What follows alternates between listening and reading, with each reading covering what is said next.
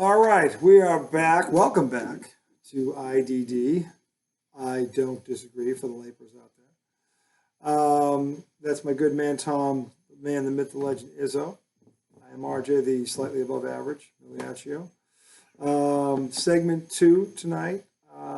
We have a think piece we're going to save for the end, but right now, I've got a bone to pick with someone who I actually have a great deal of respect for normally. He's pretty spot on with a lot of his stuff. But now he's talking outside of his realm of expertise. And the comment clearly displays that because it just demonstrates an utter lack of any knowledge regarding the sport whatsoever. And when I explain that, you will understand why. So anyway, Mr. Foxworthy, Jeff, okay. I feel like I know Is you. it Foxworthy? Is Foxworth, it Dominic Foxworth? Dominic Foxworth. Dominic Foxworth, who, by the way, went to Harvard for a business. Dominique or Dominic? I think it's Dominic. Let's get his name right. Yeah. So I can look it up. I got you. I believe it's Dominic. I think it's spelled. It could be Dominic. It's actually Dominic for sure. I think it's Dominic. I think you're right. He's on here somewhere. Where is he? Yeah, Dominique Foxworth. Yeah, Dominique Foxworth. So Dominic, to get his name right, because I do like him normally. Yeah, he's solid. And I'll like him after this. But look, there's two sides to every story, and in this case, on one side, there's actually the truth. So, all right, tell him what he said. So he the other day, and Mad Dog was on First Take. He's on every Wednesday. So Mr. Foxworth was on there. Thought they were going to talk about football because that's what he knows. He played professionally, played at Maryland, had a heck of a career. Ran a 4.22, something like that. He's a pretty fast dude, actually very fast dude. So anyway, they're on there. Think they're going in a football direction. For what he unleashes into a tangent, just getting some things off his chest. Barry Bonds is the greatest ball player ever, and a bunch of other whatever it is. And, I don't know. And at the end of this rant, and Kevin Durant would cook Larry Bird in his prime. He said all those things. And not only did he do that, but then he went like chicken, like that. He made this little whatever. He was trying to get at people just like you. And in fact, Mad Dog didn't know how to respond because like, where is this coming from? Oh, he was trying to get under Mad Dog's skin. Oh yeah, he was. And he put a picture up there of like the segment began with Foxworth putting a picture up there of a black and white basketball game, and black and white, and he goes into his, that was a white league and whatever.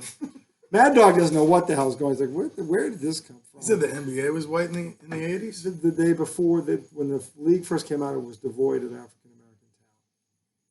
Meaning they didn't pick any of them. Oh, sure. Yeah, but I mean, he's comparing Larry Bird and...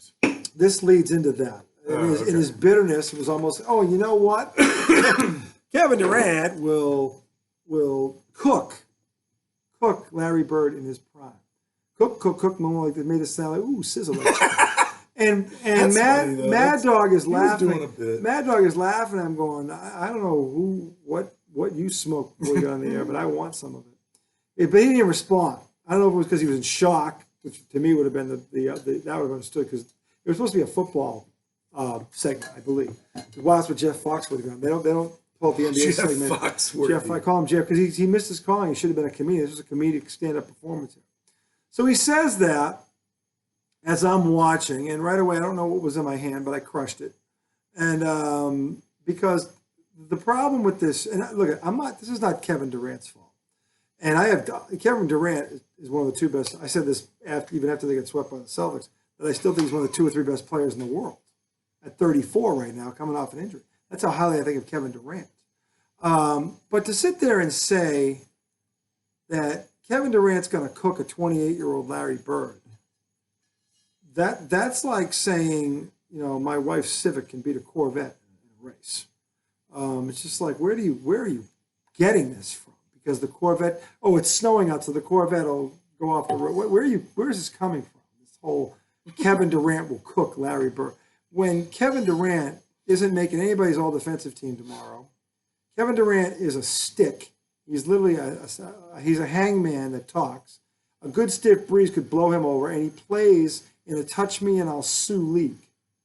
So there's no physicality what to speak of, but he is going to be the guy to tame the guy that nobody could stop in an era when they could hack the crap out of you. That were bigger, So, and his argument, well, he's quicker and he's 2 inches taller. As if Larry Bird couldn't adjust to 2 inches. Larry Bird has scored on Kareem Abdul-Jabbar. Larry Bird has scored on Akeem Olajuwon. Larry Bird has scored on Sean Kemp. Larry Bird has averaged 30 points a game almost, or 30 points, actually it's 30 points, in a series with Dennis Rodman covering him. But Kevin Durant is going to cook Larry Bird. And here's the other elephant in the room. And this proves he doesn't know what he's talking about, because if he knew basketball, the first thing he would know is that the game is 90% mental. I don't know of anyone that has never, when they ask who's the smartest player in the history of the game, it doesn't say Larry Bird. Anyway, game's 90% mental. And that's before you get to the fact that Larry Bird is arguably the greatest trash talker that ever lived. So Kevin Durant can't handle a Twitter account comment from a freaking fan out in Idaho. But he's going to go toe-to-toe with a 28-year-old Larry Bird, and he's going to win the psychological battle with a man who has told people repeatedly what he was going to do before he did it. A man who walked by the Utah bench before the game started and said, I feel like 43 tonight. This is John Stockton's recollection of the story. And then he scores 43 3/4 and takes himself out. A man who told Sean Kemp, who broke all of Larry's Indiana State high school basketball records, when he showed up at the Garden, he asked Kemp, are you the one who broke all my records? He goes, yeah. He goes, I have something for you tonight. And then he scored 40 points, had 10 rebounds, 10 assists, and according to Kemp, he called every shot. By the way, for those of you scoring at home, Sean Kemp is a lot bigger than Kevin Durant and a lot more athletic than Kevin Durant, and couldn't do a damn thing with Larry's slow ass, can't jump, can't move Larry Bird. And Bird told him what he was going to do before he did. But Kevin Durant. Derek, Kevin, whatever.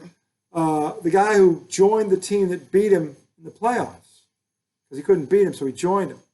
This mental midget is going to go Dude, I think he knows exactly what he's doing. I don't think he does. I think he actually believes the swill that came out of his mouth. I think he might believe it a little bit, but I think he's also... He said Larry Bird, and at the bottom says Larry Bird is not a top 5. He's just trying to poke Larry Bird is not a top 5 small forward of all time. Right. That right there is grounds for termination. But that's why to me, I think he's just trying to stick it to all those heads. Now, I'm not calling you this, but there's a lot of people that say Larry Bird is the greatest ever just because he's white. Yeah, but probably Magic said that, and he's black. I know. No, I'm not, that's what I'm saying. I'm not saying everybody who says Larry Bird is the best is like that, but I think there's a lot of people who only say things like he's the smartest, basketball player ever. He's the best because he's white. There are people that say that about Michael Jordan because he's black. I'm sure there are. It's both sides. But I'm not disagreeing. I don't disagree. I think it came out. I was good for 3 episodes. Well, you almost said I'm not disagreeing. I didn't with disagree you, which with is better than I don't disagree. Yeah. But I think in the case of Larry Bird, I think there's a lot more people saying that stuff. I think there's a good amount of people that are just like, yeah. You understand the majority. You understand the majority of the population is white.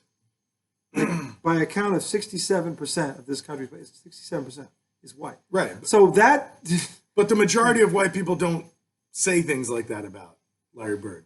The majority of people that do, the people that know basketball, that know the game, that are white, Northeast, all of them put him in the top 5.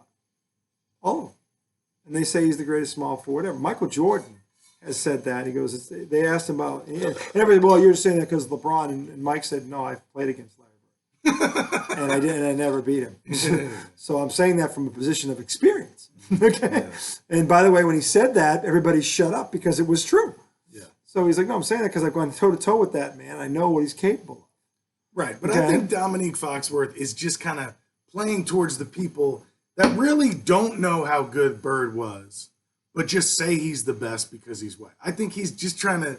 Yeah, but that pisses off someone like me. But don't fall for it. You know how good Larry Bird was. I know how great he was because his peers. That's silly to say. His peers, who were African American most of the time, are the ones that keep telling the stories. It's like, so for Dominique Foxworth to gloss over professional opinions of men who actually tried to guard this son of a bitch, okay, and just go, no, he would like, you're an idiot for saying that. You're not funny. I think he's just trying to start shit. Well, he's not. He just comes. No, he's lower. He's people having less respect on you. How can you, who most of the time have a shred of common sense, say something like that. That's why. That's how they're what looking. It's not that they're mad at him. They're like, did he like hit his head on something? Like, what is he talking about? Because my thing is this, like, I don't think it's outlandish to say, like, Larry Johnson. I mean, Larry Johnson. Larry Bird would not have an easy time with Kevin Durant. He would. I didn't say he would. I never said that Durant wouldn't score one. I'm just saying, like, it's a realistic comparison between those two. Kevin Durant can Power score. forwards that are amazing. Kevin Durant can score on anybody. Right. And so can Larry Bird. He can score on Jordan. He's just and so can Larry Bird. For different reasons, but he could. So I'm not saying he would, but to sit there and say he'd lock Larry Bird up. Well, to say he'd cook him, he'd shut him down. He said he'd cook him fried chicken. We'd eat Bird for dinner all Larry Bird would have to do, and he would do it, is come down the first play and tell him what he's going to do. They do it, and then Kevin Durant would call timeout and ask to be traded to the Boston Celtics. Okay, because that's Kevin Durant's MO. Dude, I really think he's just. I hope you're right because I don't think you are. Even the way he said, the way he said it, like, the way he said it, he wasn't kidding. He's like, yeah, take that. Like that's Larry Bird. Like he was saying, like he actually, he's spurting spewing the Bible here about the truth. Like here's the real truth about Larry Bird. He stinks. He's not talking about. He's trying to stick it. I don't believe that. I believe he actually believes the drivel coming out of his mouth. And I hope he sees this, and I'll meet him anywhere, anytime to have this conversation and school him on the facts of the case. And fact number one, the game is 90% mental. Kevin Durant is a mental midget. He's a mental midget. Mentally speaking, that kid, to have his kind of talent and to be that devoid of a thick skin or have any, if this crap was going on, Larry Bird would laugh at every one of them, and then he'd go out, he'd drop 50, and he'd tell them about it. Okay? Tell him. He would, but as he was doing, he's like, you know, those idiots who were on, well, this is for them tonight. And he'd do it. And that's what he'd do. He'd be like, yeah, hey, if you open your mouth tomorrow, I might drop 60 just to piss you off. That was what Larry Bird, Kevin Durant goes out there whining as like a little bitch. And just like, and listen, I try to defend KD and go, look, you know. He's a great player. He's a great player. He is. He's a generational talent. And I think he's top 15, maybe top 10 all the time. He's in that conversation, I think, right now. Okay? But what hurts him is what he did. He went to the team that beat him because he couldn't beat them. Michael Jordan needed 3 or 4 tries to beat the Pistons. Okay? Michael Jordan stuck it out in Chicago until he did that. He didn't go and run and join the Pistons. Okay? So this is the thing. And that's the era that Bird and Magic. That was LeBron stuck it out in Miami. After they got beat by Dirk, he stuck it out. And the thing about LeBron is he didn't have a case like that where he kept running into this wall of this one team he couldn't get over the hurdle. It was just a question of they got to get a couple of pieces. LeBron was on a crap team for his first 7 years. That's why. So was Jordan. Jordan didn't leave. Right, and Jordan didn't win. Didn't? Yeah, but then he won in his 8th year. Well, because they built the team. Cleveland wasn't building a team. It takes time. How much? Well, it took Chicago 8 years. You just told me he bolted after year 7. I think it was before that. I think it was year 6. I don't know. I think it was year 6 or 5. Actually, I can't remember. I think it was year 7. His entire first stint in Cleveland, there was no one on the roster. I think it was 5 or 6 years, not 7 or 8. Okay. And in any event, though, at some point, and again, we don't know how fast that got built in terms of talent after he left. So all we know is they went out and got Kyrie did he draft? They drafted him. They got lucky on him. They got lucky on that because they fell. The lottery fell. Well, if you want to call it luck, I think the Brooklyn Nets would argue that right now. Well, for Cleveland, it was luck because Kyrie helped bring them a championship. He did, you know, and so did Kevin Love, who was an All-Star when they got him. So they had 3 All-Stars on the roster. You should win a championship. That was when he came back. Yeah, but the point is that we don't know what he left behind. He went to Miami for 4 years. We don't know what they were trying to build.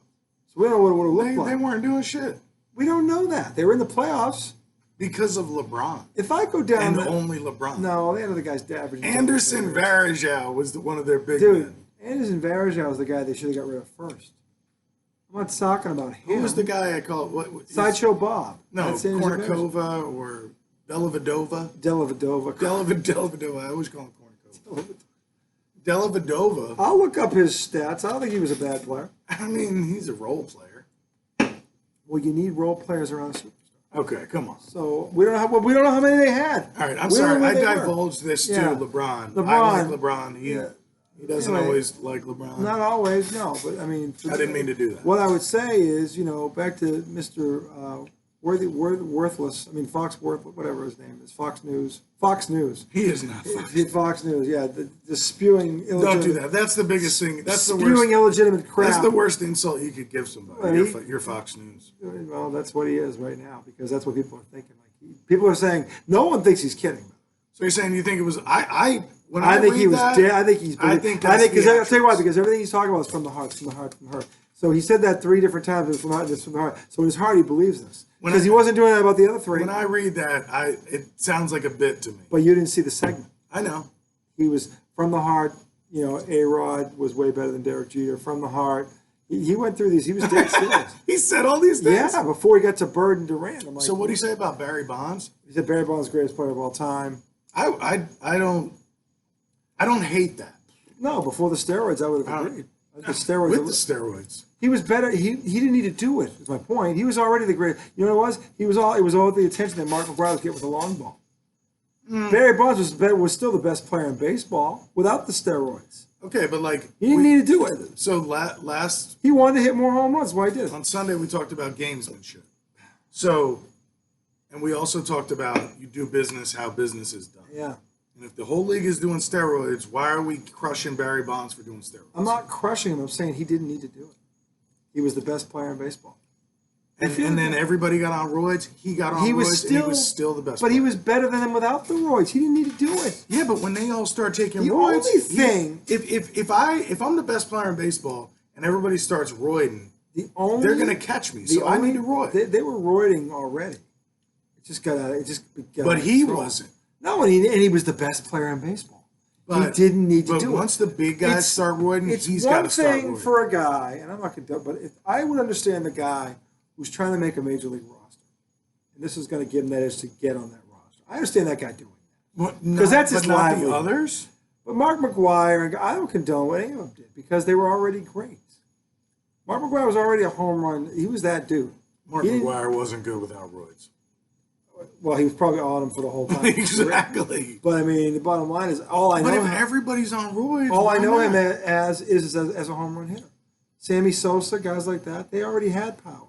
They didn't need. It was about hitting more of them. Sosa needed those roids. So back to Dominic. There, you're completely and totally wrong. And I hope to God you're kidding because if you're not, my respect for you has gone somewhere where I can't even put. It's not even on the radar. Because if you were serious about that, you need help. I mean, you need help. You need to go watch. And I know you were born in 1983, so you missed all of Larry Bird's prime. Because he's right about my age. Yeah, so he never saw Larry Bird in his prime. If he saw Larry Bird, he was 9, and Larry Bird had a slip disc in his back and was half of what he was. Half of what he was. Okay? And by the way, when he was half of what he was, one morning on the Dream Team, the day after Rodney Rogers, who was a college All-American, number 2 pick in the draft, told him, "Hey, Larry, haven't seen you make a shot since '84." And then Larry Bird got up off of the training table with a slip disc in his back. This is Jamal Mashburn telling that story, by the way. Jamal Mashburn goes out. Larry Bird goes out. He scores 9 baskets in a row and calls every shot over Rodney Rogers. RJ, what? It is a joke. What do you say?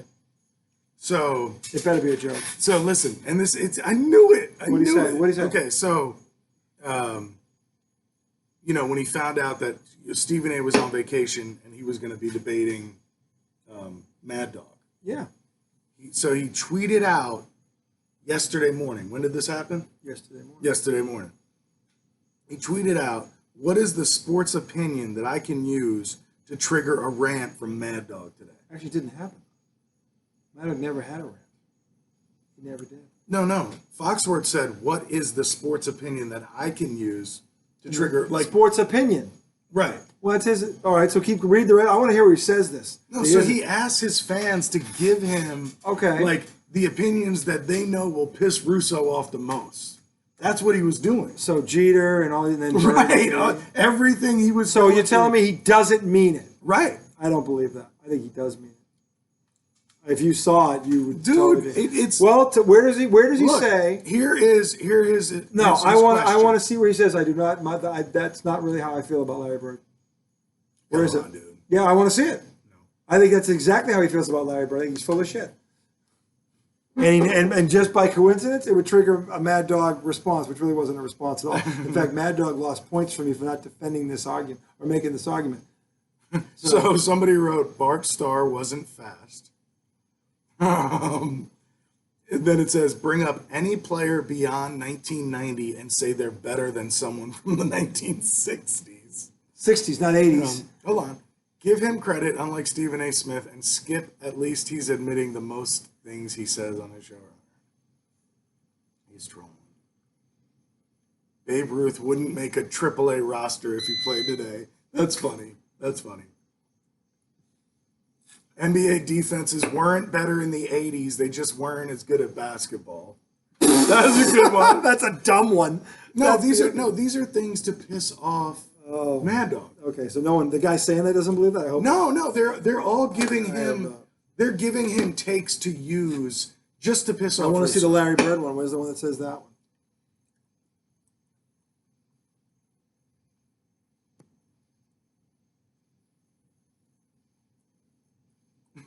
It's okay, so this is one.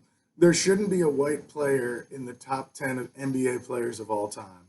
Go hard or go home. There shouldn't be a white player. Bob Cousy. So these are people saying, hey, if you use this on him, he'll get mad.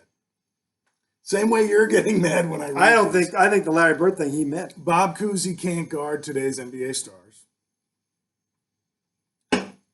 Well, they carry the ball when they dribble, so no, who could? Oh, that's funny, dude. Yeah, but there's no. That's what he did.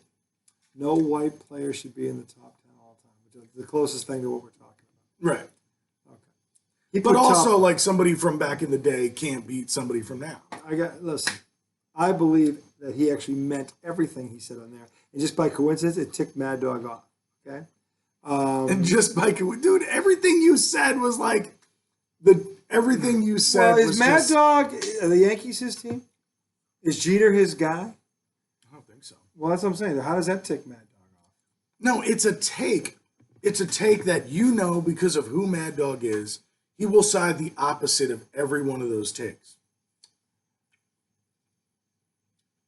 I don't think he disagreed that A-Rod was a better player than Derek Jeter. It's just kind of like old white guy is going to have these takes. Well, black, but the problem is young black guy is going to have those takes. That's not true. He was True. joking. I don't hear. Was joking. He doesn't say it. I don't believe it. I think he actually meant it. RJ, stop. Hey, I hope you're right. I hope he was joking because He asked people to give him ideas. He's a to moron of monumental proportions. Okay, so giving Dominic the benefit of the doubt, we're going to assume he didn't mean what he said about Larry Bird, that he's not off his rocker, he's not on drugs. He doesn't believe that. And I'm not saying Kevin Durant isn't a great player. I'm not saying Kevin Durant wouldn't score on Larry Bird because I know he would. But to say that he's going to shut Larry Bird down, you better be joking. You better be joking. That's the only excuse I'm taking right now is you better be joking. He is. If you meant that, Mr. Foxworth, you and I need to have a beer together, have a conversation. Because honestly, that you are devoid of common sense and general basketball knowledge. Anyway. RJ, got some breaking news in the NBA. Oh, good Lord. No. Adrian Wojnarowski.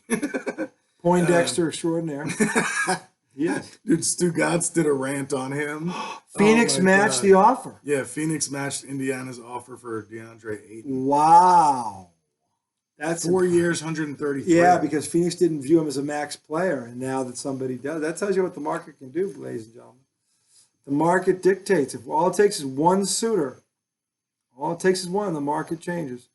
And Phoenix was not going to pay that guy 130 million, but they just have. Which means the Kevin Durant thing might be back on the table for Phoenix. And this just in, the Reds beat the Yankees in extra innings in the Bronx. Good for the Tampa Bay Devil Rays. The Yankees are only... Good for the Tampa Bay Devil Rays. Now the Yankees are only, God, how many games? 14 and a half. Oh, over 500? Over 500. They're 62 and 27. Yeah, they're ridiculous. So what, they're 35 games over. Yeah.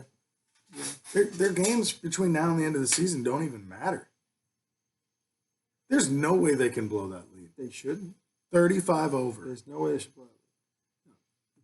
So, anyway, our think piece tonight, we're going to segue into our think piece. All right. We're going to get off the whole ridiculousness of that other statement. And I'm going to give, you know what, Mr. Foxworth, I'm going to give you the benefit of that. I'm going to trust my friend here's instinct that he's actually right. I don't believe for a second he's right. But because again, he didn't see. Dude, I stumbled upon the tweet. Yeah, but you didn't see him. You didn't see him. It was theatrics. I don't think so. It was playing him. I hope you're right. I hope he's right, Mr. Foxworth, that you and I are going to have a conversation. Anyway, so our think piece for this evening. Okay. Tom and I, what I like about Tom is that he's very up on current events most of the time. And most of the time. And, you know, while we're doing these things during the week when we're not on the air about what to talk about, our subject matter on the show, this think piece thing, Tom's tidbits, whatever you want to call it, I like it because a lot of times it is either directly or indirectly related with sports somehow. But if it's not, even you can find a way to connect it to sports. So he's pretty good with that. So he's got two. Well, we're going to go with which one do we do? The vaccination. Yeah. So he brought up the vaccination, the vaccinated versus unvaccinated argument tonight because of what happened in Major League Baseball today, where 10 Kansas City Royals could not go to Toronto for a series because they were not vaccinated. Most of you already know the saga that is Cry Me Irving about this, and how he basically derailed the Brooklyn Nets season over it.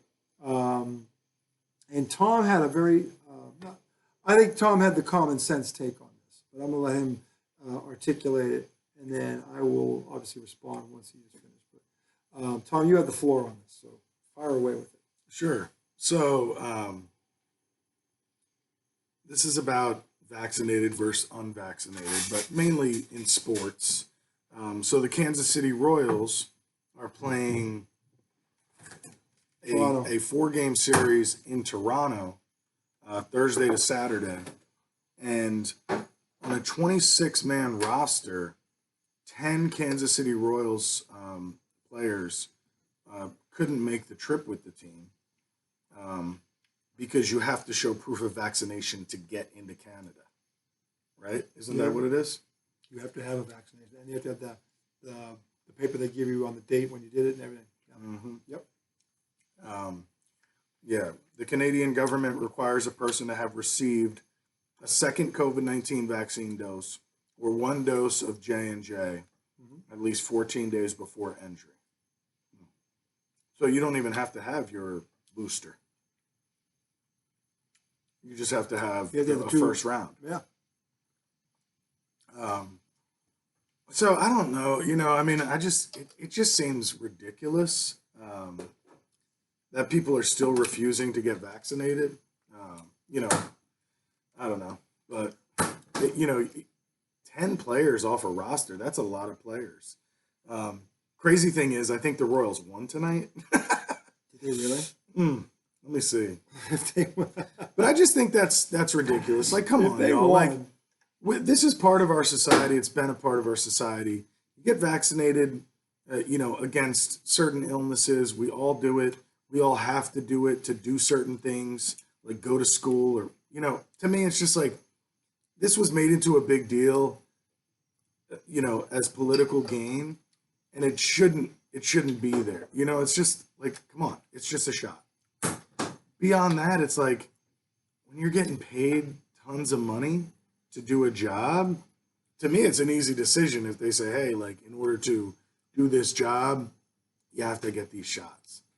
Pretty sure, like, most people do that, Well, back in the day, we had, tetanus shots and, the flu shot you still got to get every year. Right. I mean, we don't know what's in these damn things. But it doesn't stop anybody from doing it. Exactly. So suddenly everybody, who knows what it'll do. Now they're infringing upon our rights. Mm-hmm. 1 million people have died from this thing in this country, give or take. I know there's a few fraudulent counts out there, but it's around that number. Mm-hmm. It's a lot. Yeah, it's a ton of people. It's a lot of people. Yeah. Whether it's 1 million or it's 600, it's a ton of people. Right. So I laugh at the people that go, well, it's not a whole million. Those aren't the real numbers. Okay, say it's 900,000. Yeah, say you're right and say it's 820,000. Does that mean that? So to me, if it's one too many. Yeah.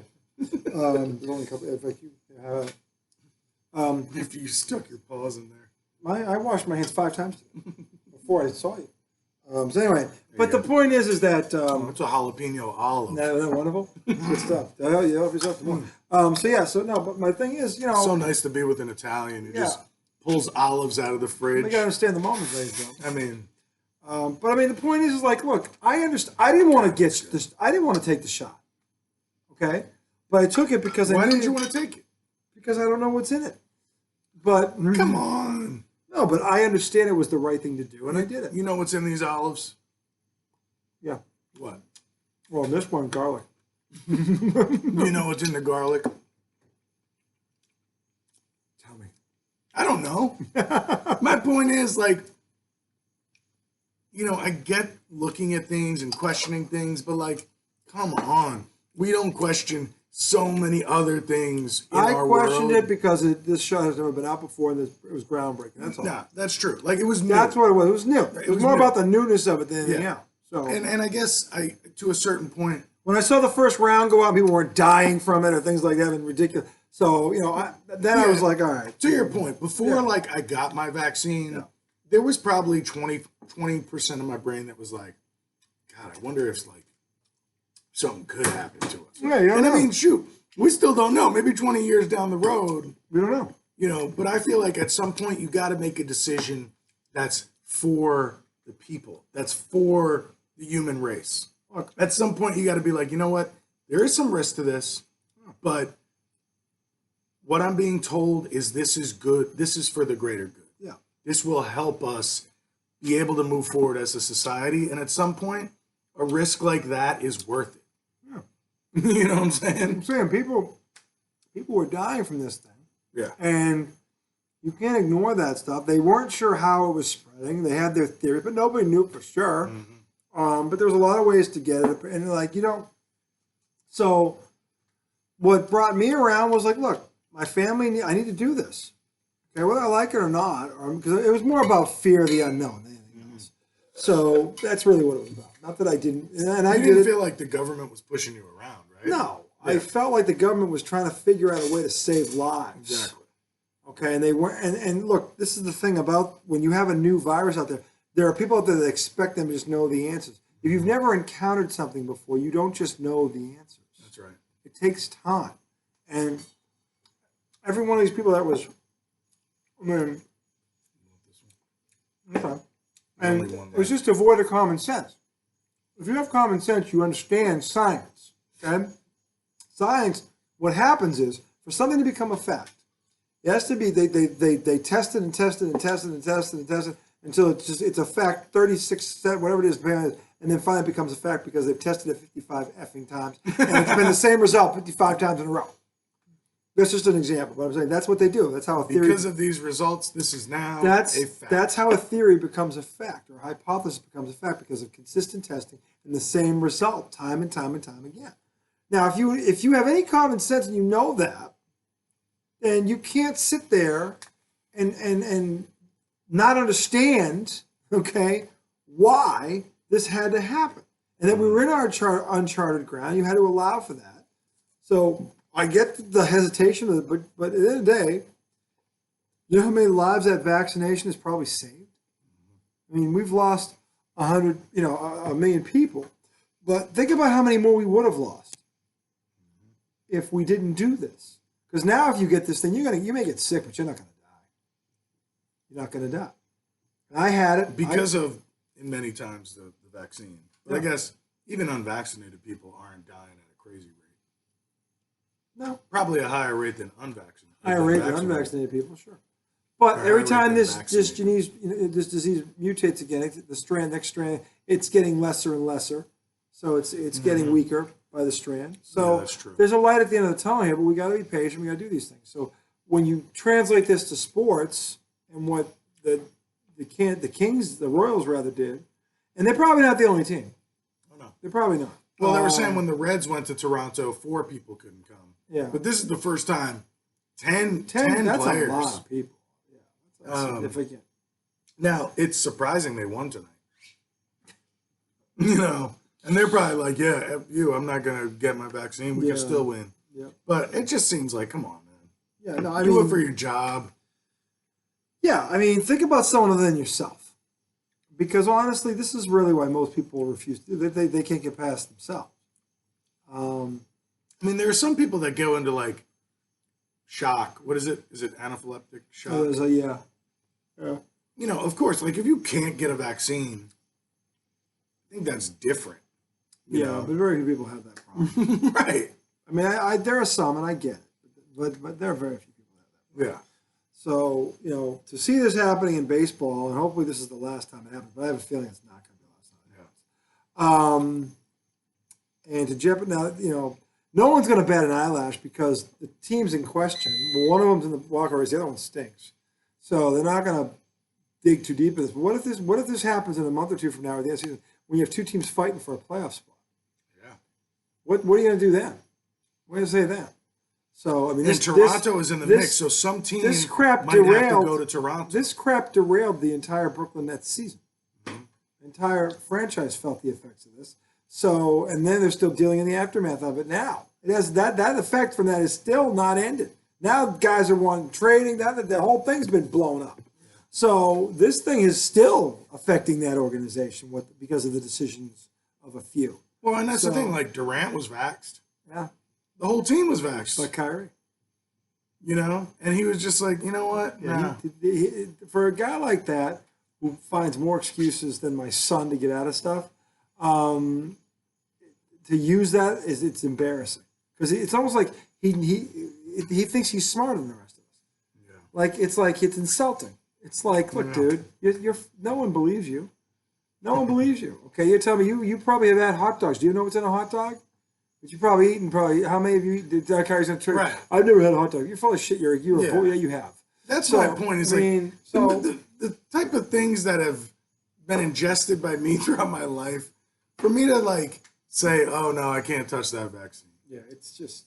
And then I'm smoking cigarettes, and drinking alcohol, limoncello. It doesn't hold water. Yeah, it doesn't. So I mean, I understand to a point the hesitation, but at the end of the day, if it's required for your job, and in the case of a professional athlete where you're getting paid in baseball in particular, millions of guaranteed dollars, I would be like, I'd take that shot twice if I was making that money. And once you also realize that it is saving lives and doing good and helping people not get as sick, keeping people out of the hospital. Yeah. Now it's not as new. You know? It's not. And so for that to still, I can't believe we're still having this conversation 2 years later. Yeah, it's weird. It's weird. It's, I just, at some point you have to think of something or someone other than yourself. It's a very selfish reason to not do this. Yeah. And that's all I can come up with is just a selfish principle or pride or whatever you want to call it, reason. And there's people involved. In a lot of cases, there's people you care about involved. And so I don't understand it. And I don't support it. And it's not a question of, oh, well, I can see your point. No, I don't see your point. I don't see your point at all. I don't see it. 1 million people dead. I don't see your point. One, no. So, yeah, but that's my take on it. I have a good segue from that. Go ahead. Okay, so you ended that saying, think about someone else. Yeah. Think about someone else aside from yourself. So that brings me into another thing that we kind of toss back and forth about a possible think piece, but gift giving. Thinking about someone outside yourself, gift giving, right? Just had my 13th anniversary. It was actually 2 days ago. We had to celebrate yesterday because we had a swim meet with our children on our actual anniversary. Yes. But, the topic of gift giving came up. Because last week I looked at my wife and I go, oh, geez, our anniversary's next week. And we looked at each other and I was like, are we getting each other gifts? She was like, nah. And I was like, all right, hell and yeah. You have to. Hell yeah. You know what sucks, guys? We have to ask them, but they don't have to ask us. I hate that. And by the way, if they get us a gift, it's all supposed to be sweet. You have to accept it. But if we do that, oh my God, they bite your head off. And that pisses me off. Okay, but before we go into that, I want to get your take. How do you feel about giving gifts? Because me personally, there are different love languages. For me, gifts is not mine. I understand the birthday one, and I understand 1 or 2 under the tree on Christmas. I understand. I have no problem with those. I do that. Anniversary's kind of been played out. I mean, now the milestone anniversary, 10 years, 20 years, that I get. But the others go out to dinner, have a good time, get laid. that to me is a happy anniversary. Yes, that You know, is. it really is. You know, get a drink somewhere where you know you two would go and it was just you two, something like that. That's cool. But gift giving on your 14th anniversary versus the 20th or something, I don't know. Okay, so you do believe in gifts for significant anniversaries. Significant, yeah, like the 10th or the 20th or that I get. So what's a good gift Well, that would depend on for your situation? my wife loves to read. So it would be something related to that. I can't say So specifically. you get her a book for your 20th anniversary? No, not necessarily. It might be a subscription to something that she could A have subscription to something where she get access to a slew of books or something like that. Okay. So something significant, not one book. Or I mean, you know, getting somebody reading you know, material it could be doesn't something sound where you that- get her, you know, birthstones of the kids in a necklace or something cool like that. Okay, so you're one of those. Like a family thing. It could be a number. There's a lot of different gifts that I think make sense. I went through a phase where like I had the Pandora bracelet for her. I think everybody. Remember the Pandora everybody's phase? I went through that. We've all gone through And then Pandora went from bracelets to music. that. Yep. It was a weird switch. Fucked everything up. Nah, I mean they're better as a music company. They were great. That Those bracelets were played out. Well, still you could. Well, like every year you could get a different That was little like, hanging dude, that was thing. like 10 years ago. It was That's definitely true. it was definitely worth. But again, spending. that brings me back to my point Yeah. of like, for me, a gift. It's hard for a gift to mean something. Like I for say, me. it would depend on what the occasion and what it is. You know, But have you ever gotten somebody a gift that you really felt like, yeah, this meant something? It wasn't just like, you know, Yeah, you of give a kid a course. toy, it means the world. Yeah, but I'm no, of talking about course. like, yeah, many times. yeah, like what's the best gift you've ever given? Given, Because received to me, that's that's a tough one. received. I've What's the given- best gift you've You know, ever my received? father when he turned 60. I mean, there's some. I've done some whoppers. Okay, so what was it? With my father, it was a whole. It was what the heck was it? It was a golf. It was he loved. My dad was a golfer. So it was something. It was a couple of like very expensive golf clubs and like a pass, a season to like a country club, I believe. So something like that, and which that was the gift that kept on giving, you know, for him. Now, So- was your dad like? Did your dad have the money to get himself that kind of gift at that point? Oh yeah, my dad was self-employed. He was 30 fine. years. Yeah, he was fine. But I got him a couple of. I named one of them from Caddyshack. There was a club called the Billy Barul. Judge Smales had it, so I gave him one. I gave it a sock that said Billy on it. Really, Like really? yeah, it was a putter. So Actually, I'm you're sorry. saying you thought that was like a great gift? It was because it was thought out. Yeah. If you're thinking it out, it's going to be better than if you just walk into a Yankee Candle and grab them, a candle or something like that. Yeah, Something you no, think- I get it, something but- you think out and you plan. Is So, obviously better. Of than course, a regular, without a doubt, it's going to be a better gift Yeah, than it's a just better an gift. afterthought. I grabbed something. yeah. But my So- point is like even a good gift, especially to a person that can get anything they want, yeah. right? Like my parents, like My when we father got wouldn't have parents- thought to do that because So he already wouldn't had, have gotten that for himself. Oh no, because he already had like state of the art clubs and things like that. So he was playing golf, 2-3 times a week. I mean, no, he was already doing that. So he wouldn't have done that for himself. Yeah, I don't know. Something about it's like I don't appreciate gifts the way that I should, and I also don't like giving them. Well, They don't mean much to me. I enjoy giving Time them. means stuff. I Like, enjoy giving them, especially if it's a significant one, like a milestone one or something like that. Those I like. Because, first of all, you take, I know when you give that kind of a gift, you put effort into that gift. You really did. Yeah. You researched it, you went around, you compared, you compared. You didn't just go and grab something off the, no, you didn't do that. So, to me, those ones are the best ones to give because of the thought behind it. And the recipient knows. Right. They know. They know what the difference between you come up with a gift and you look all nervous versus you hand them an envelope. Because they know there's a gift card or something in there. So they know the difference. But to me, like a gift for me needs to be an experience. Like That can be. like I would prefer a gift that's like, hey, I'm gonna take you out we're just gonna spend time together. To Don't me, know that's a better gift than That's a great gift. Don't know that. give me I'm not- something. Yeah. It doesn't connect with me the same way like an experience, spending time, Sure. you know, that kind of thing. I get that. And I think for an anniversary gift, that becomes even more true because it's like, the gift, the celebration is of our joining of us together. So for me to give you an individual gift as my partner, I am your partner. you are.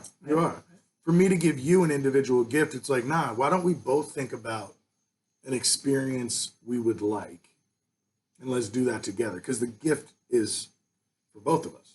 Sure. You know? Yeah, and that's yeah. You almost said it. I'm trying. Just say you agree. I don't disagree. What? You said I don't disagree. Again, you keep forgetting the intent. There's always intent. So things can be said. You can say the same thing, but it can have two meanings. You can actually believe it or not. There's intent, and I keep telling him this is why I get mad, because intent is unmistakable. Okay? That's not true. Yeah, People mistake intent all the time. Yeah, but not usually when you're face to face with somebody, you can kind of tell. If it's different if it's a text alert. I can see that getting yeah, that happens all the time. You know what I mean? Or an email, things like that. But when you're face to face with somebody, you don't usually misinterpret them. Once in a while, sure, but most of the time, no. So anyway, to me, gift giving, I am in favor of it in certain situations. There are others where I don't think you need it, like it's the 16th anniversary of it. I don't care about that. But you get to 20, 25, or 30, something, then yeah, okay, I get that. I can get behind that. You know, or 10, you get 10 years. So, I mean, the reality with marriages is that 65% of marriages in this country end in divorce. So every year still together, to me, is a Celebrate, win. baby. Is a win for you. You know, is a win for you because, you know, you found somebody that you know what, they complete you in some sort of way, or they challenge you, or both, hopefully. And yeah, you realize it. You realize how fortunate you are, which to me is even better. You don't take it for granted. Yeah, but also, like, for you to stay married, like, you got to put up with a lot of shit. Well, yeah, but it's a two-way street. It's two-way street. Both people have to put up with more shit than you would have to if you were alone, basically. Yeah. Well, so you have to make a decision, be like, you know what, I'm gonna put up with this shit because it's worth it. It's worth it, exactly. The juice is worth the squeeze. Yeah. What movie is that from? The what? The juice was worth the squeeze. What movie is that from? I don't know. The Girl Next Door. Never saw it. You never saw The Girl Next Door? I don't think so. With Elijah Cooper? I don't know who Elijah Cooper is. She's a very sexy blonde who is a prostitute and moves in next door. Oh, that sounds like a great one. It is. It was great. But then she gives it that life. She wants to start afresh, and then he sees her, and he's obviously smitten because most normal men would be. And, we can't take down the patriarchy if we're talking about movies like that, RJ. True. That's true. That's fair. So, all right. So gift giving, gifts, no gifts. Gifts to me, it depends on the occasion, right? The significant in the where it is, you know, like in terms of, you know. So if it's a 5-year anniversary, you get 10. 10 is a milestone. Yeah, but 5 for somebody with 5 seems like a lot. Well, it might be if the sucker's been divorced 3 times already, and now, then I could say, yeah, you made it to 5. The over-under was 2. But so because I really don't like gifts that much, I'm not that good at gift giving. Well, yeah, if you don't like it, you're not going to be good.